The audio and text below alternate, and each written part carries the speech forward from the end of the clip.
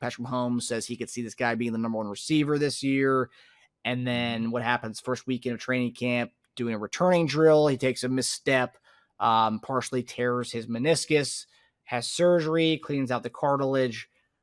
Andy Reid was optimistic that he could be back by week 1. I think he even said it himself. Then yesterday, Adam Schefter came out and said that he and Pacheco will be ready for week 1 of the season. Pacheco, we'll get into him in a little bit. But wait a minute, Adam Schefter said that? Schefter said that, yeah. Schefter said that, Schefter really? said that, yeah. There was a report that he came out with yesterday. Okay. All right. And obviously Schefter, he's had his fair share of meniscus tears playing football, so he knows all about that. Yeah. I don't know if he's ever played football, but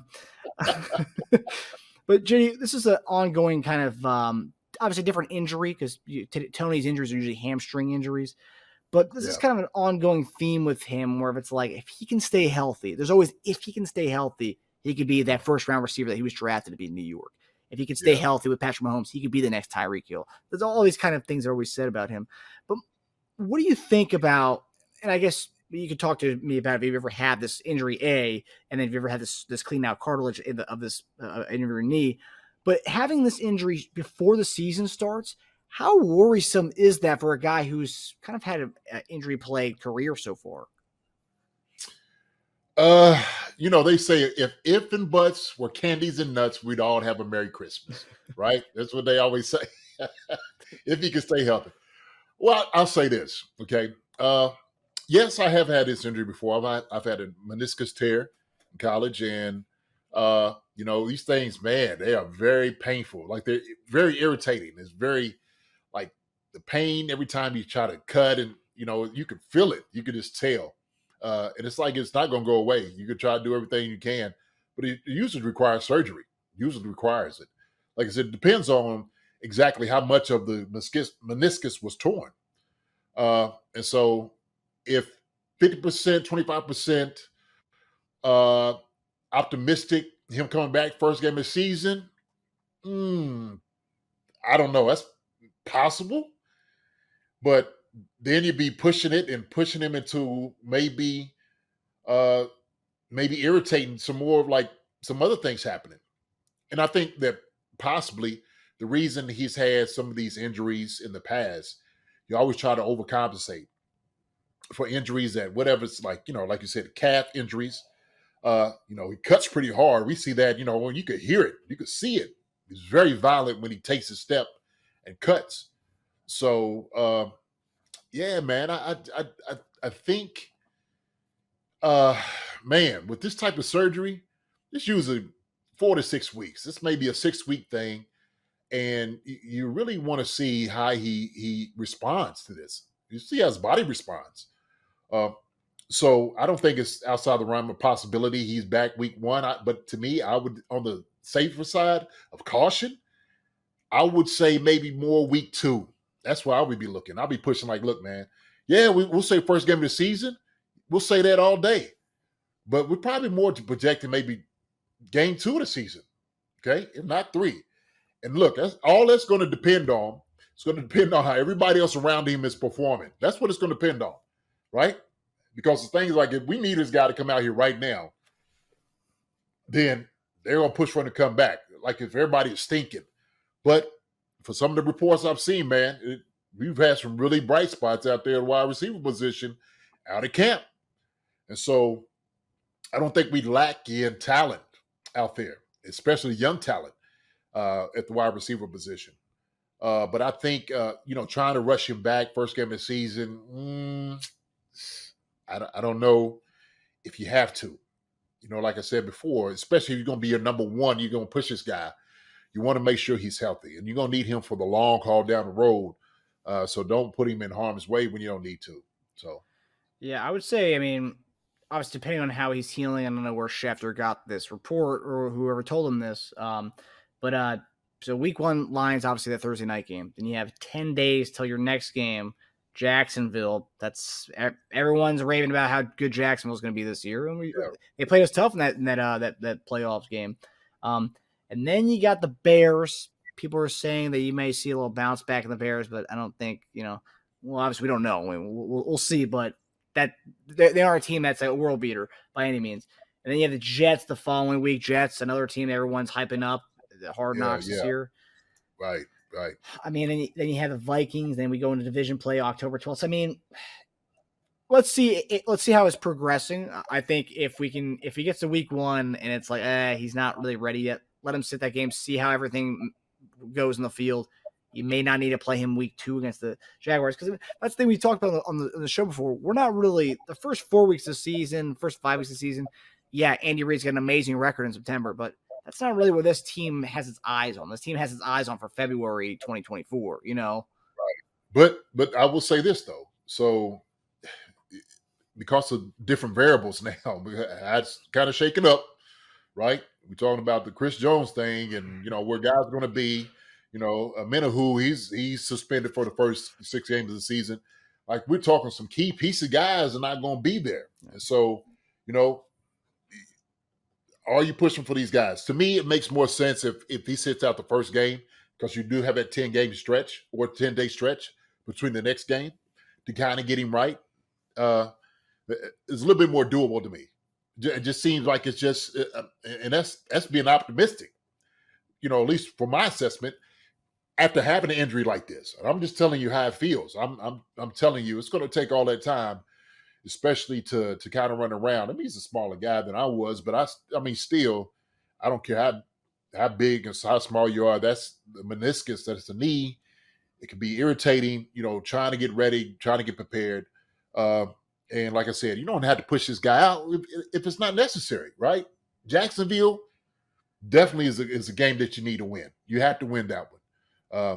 And so you want most guys being out there that's going to make the roster, being out there kind of on full throttle.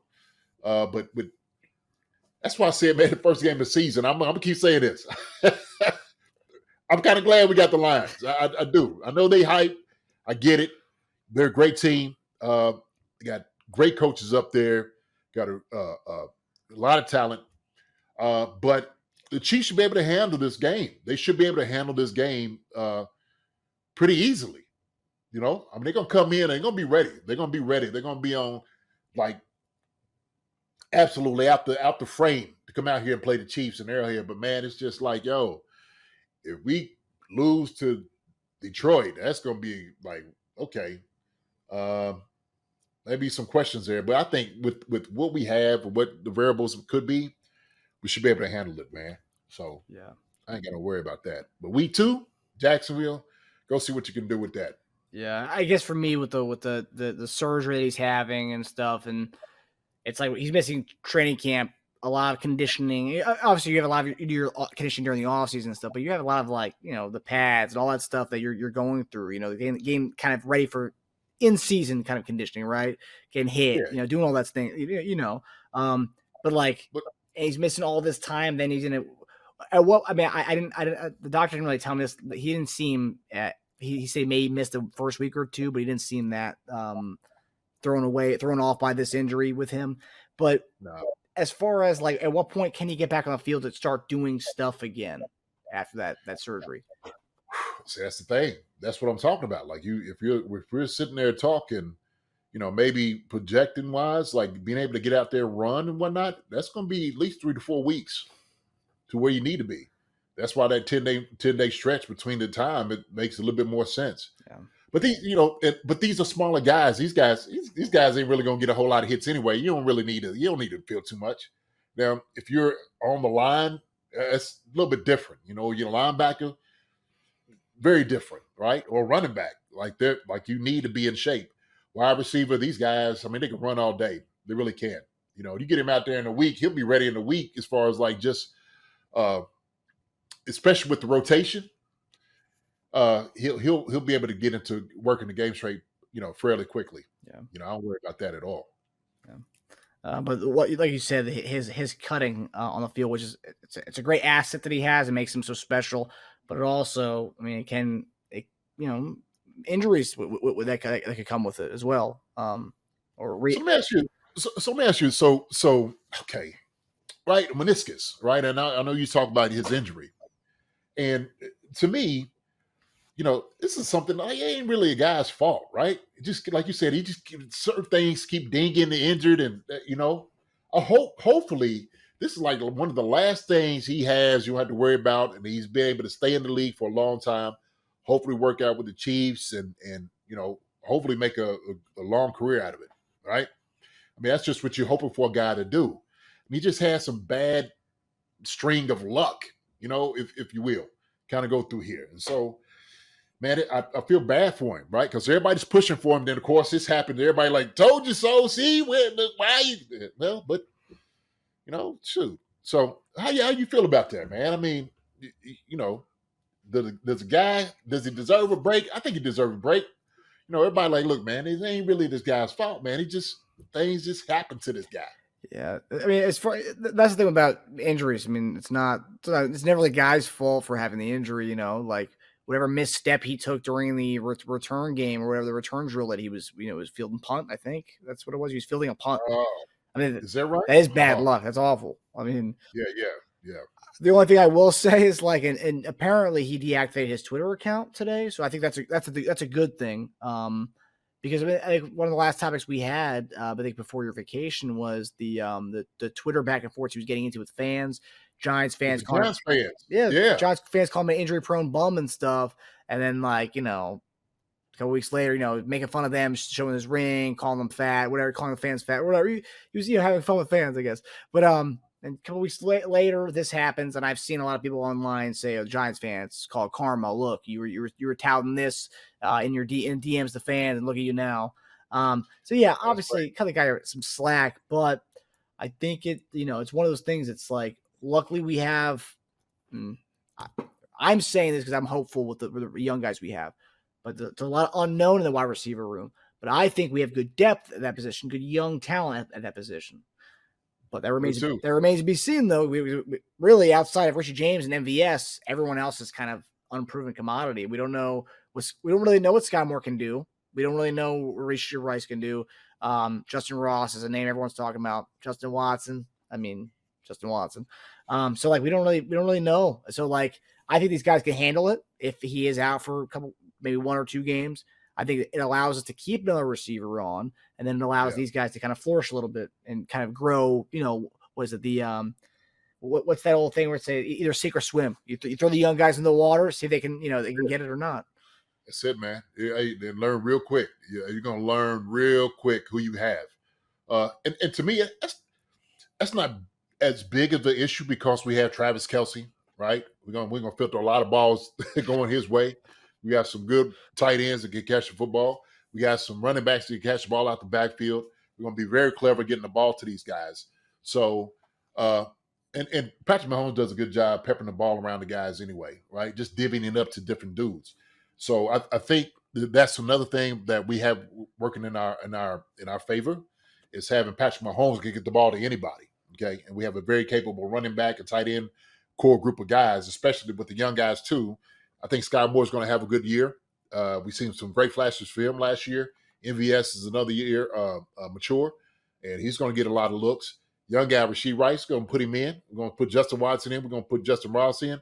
We're going to put some of these guys in, man, and see what, like you said, sink or swim. We're going to see what you got, young fella. We're going to see. Yeah. So I'm excited, man. You know what? I cannot wait. Football is back, baby. It is here. Yes, sir. It is here. And the beauty is talking about the receiver room, and that's our next topic. But the beauty is it's like watching these preseason games. It's like these guys are going to be watching the third and fourth quarter potentially. These are potentially guys who will be playing and getting a lot of snaps in week 1. We may actually see a lot. Maybe you actually get to catch a ball or two. And generally, you watch these third and fourth quarter games. These are guys who they might be practice squad guys. They might just itching to make the team. But these are guys who might actually get reps in the offense when it comes to Thursday night, September 7th. So it's crazy. You ain't kidding. Yeah, you ain't kidding. You ain't kidding. And I think that's what it is. Like you get to watch the entire game. Before then, you could turn the TV off, and I got this guy that he might get.